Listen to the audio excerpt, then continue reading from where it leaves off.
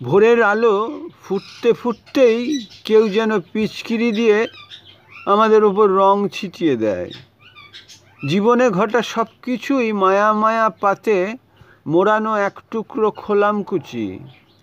পা ঘষতে ঘষতে আধমরা ফলের রক্ত মারিয়ে এসে দাঁড়িয়েছি ধুলো ধুলো রাস্তায়।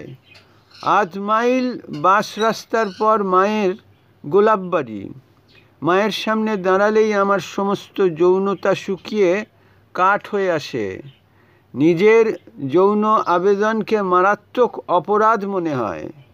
শুকনো চেহারার যৌবন খসিয়ে ফেলা মা গোলাপবাড়ি জুড়ে পাগলামি ছড়িয়ে রাখে।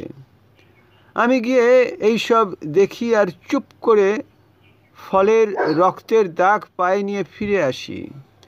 আসলে পাগলকে কেউ অতিক্রম করতে পারে না।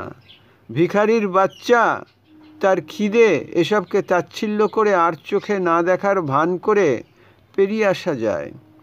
বুড়ো সবজিওয়ালাকে চোখের পলকে পাশ কাটিয়ে চলে যাওয়া খুবই সম্ভব।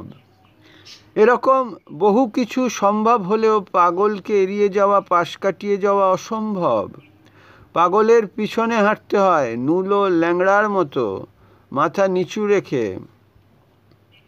পাগলের নোংরা কাপড়ে, কাঁধের ঝোলায় সব কিছুতে অলিখিতভাবে যেন লেখা থাকে তাকে অনুসরণ করা ছাড়া আর কোনো গতি নেই।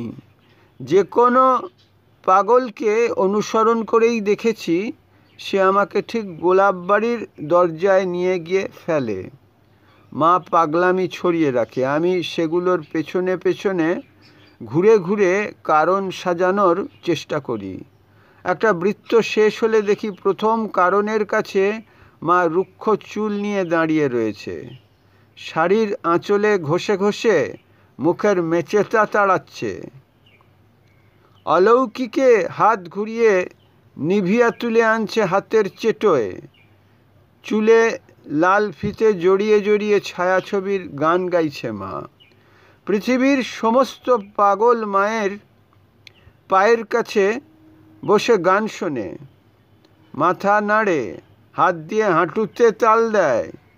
এই প্রথম আমি পাগলের মেলাকে অগ্রাহ্য করে বেরিয়ে এসেছি। গোলাপবাড়ি থেকে রাস্তায় রাস্তায় মানুষের ভিড়ে। কোনো ভিড় আর আমাকে অতিক্রম করে না, অনুসরণ করে। যাবতীয় ভিড় পিঠে নিয়ে আমি হাঁটতে থাকি। পায়ে ফলের রক্ত মাখামাখি করে গোলাপবাড়ির দরজায় এসে দাঁড়াই।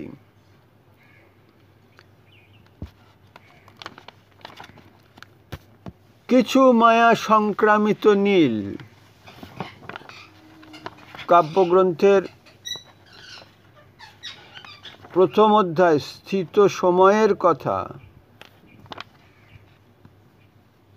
8 নম্বর কবিতাটি পঠিত হলো। শুভ্রা মুখার্জি লিখিত মাস্টারপিস।